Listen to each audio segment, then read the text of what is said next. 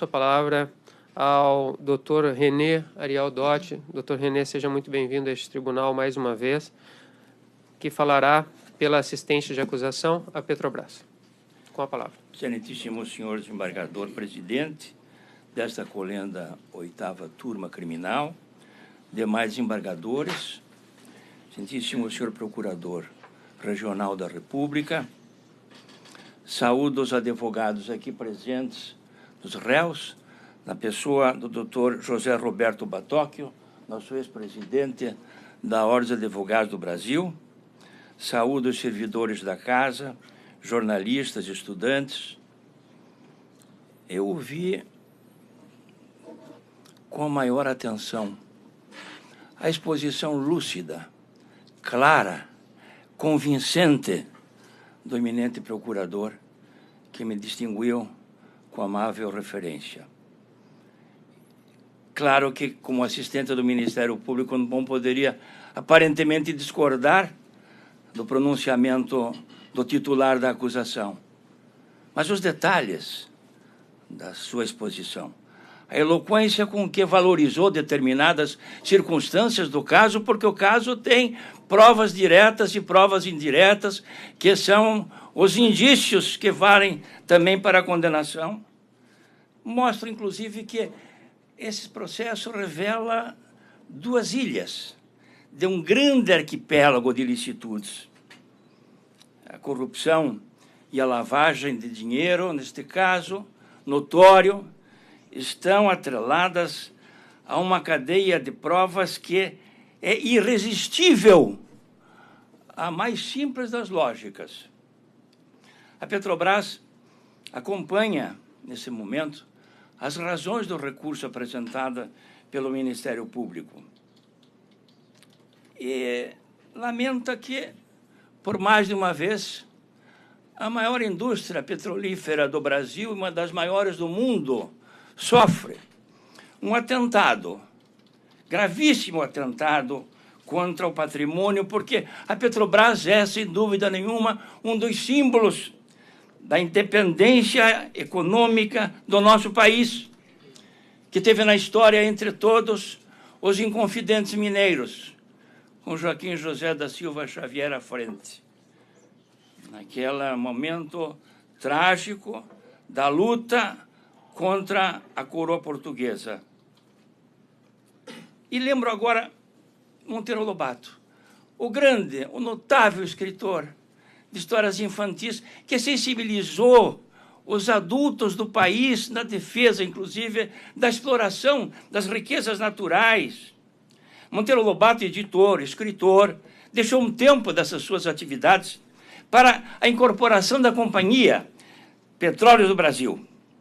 Em 1936, ao denunciar o Conselho Nacional de Petróleo, porque não estava atendendo o interesse do Brasil, ele foi preso. Ficou meses, inclusive, preso. Mas, em 1936, a sua obra mais importante, isto é, a crise, a denúncia, o escândalo do petróleo, vendeu várias edições em apenas um mês.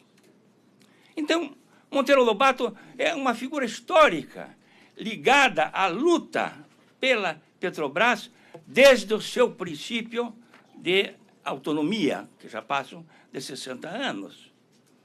Mas lembro também, nos verdes anos de minha juventude, da campanha em favor do petróleo. O petróleo é nosso. Ingressei na faculdade em 1954 e a fermentação cívica da juventude era muito grande, que diminuiu, inclusive, com a morte de Getúlio Vargas, onde na Carta Testamento ele disse: quis criar a liberdade nacional na potencialização das nossas riquezas através da Petrobras. Mal esta começa a funcionar, a onda da agitação se avoluma. Não há dúvida, o processo demonstrou que a Petrobras foi vítima de uma refinada organização criminosa. E assim ocorreu com outras empresas do nosso país também. Empresa da administração direta, administração indireta, e foi, como diz o juiz Sérgio Moro, uma organização sofisticada e profissional. Por isso, desembargadores, a empresa Petrobras não poderia sozinha desvendar, resistir a uma complexa e inusitada associação. Havia audácia nas iniciativas e eficiência no sigilo.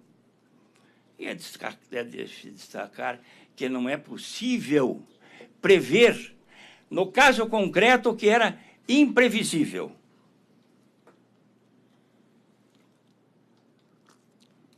A rede delituosa foi descoberta graças ao intenso trabalho da Polícia Federal, do Ministério Público, da Receita Federal e outros órgãos. Mas a Petrobras, ao tomar conhecimento do fato, investiu em controles internos, além de prestar inteira colaboração desde o início das investigações, como reconheceu o Ministério Público em audiências públicas.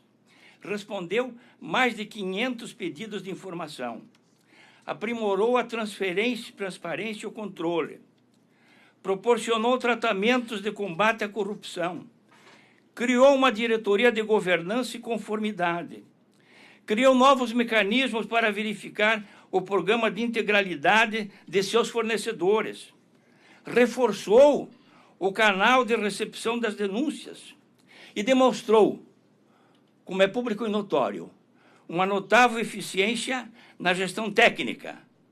O presidente Pedro Parente não aceitaria e não aceitou indicações políticas para a administração da Petrobras. Ele, ao aceitar a nomeação, estabeleceu esta condição e declarou que assumia o cargo com a cabeça, corpo e alma. A Petrobras espera, senhor presidente e senhores desembargadores, que o tribunal confirme a orientação de que o produto obtido pelo crime reverta em seu favor.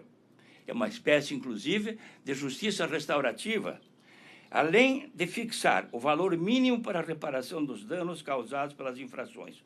Os dispositivos são esses, presidente. Código Penal, artigo 91, 2, letra B, artigo 7º, inciso 1 da Lei 9.613 de 98 e Código de Processo Penal, artigo 387, inciso 4º. A corrupção, como nós dissemos e sabemos, é o câncer da administração pública no Brasil, que produz, inclusive, uma vitimidade de massa. Os corredores, as mortes nos corredores dos hospitais, etc.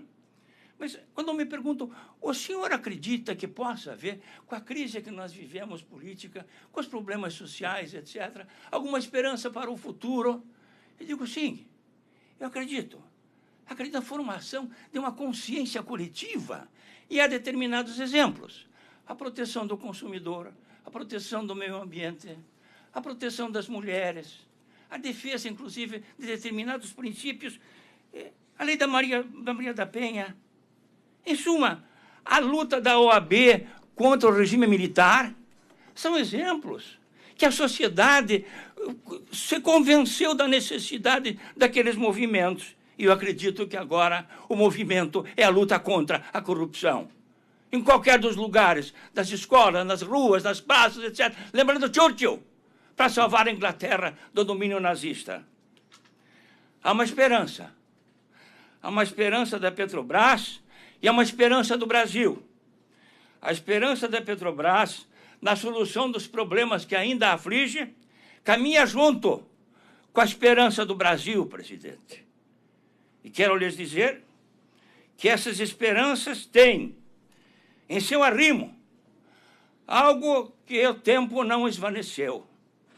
Uma delas é de Aristóteles, quando diz que a esperança é o sonho do homem acordado. E a outra é do padre Antônio Vieira, apesar dos séculos, quando diz que a esperança é a mais doce companheira da alma. A esperança de hoje, neste momento, é, senhor presidente, a condenação desses réus para a absoluta necessidade do povo brasileiro. Muito obrigado.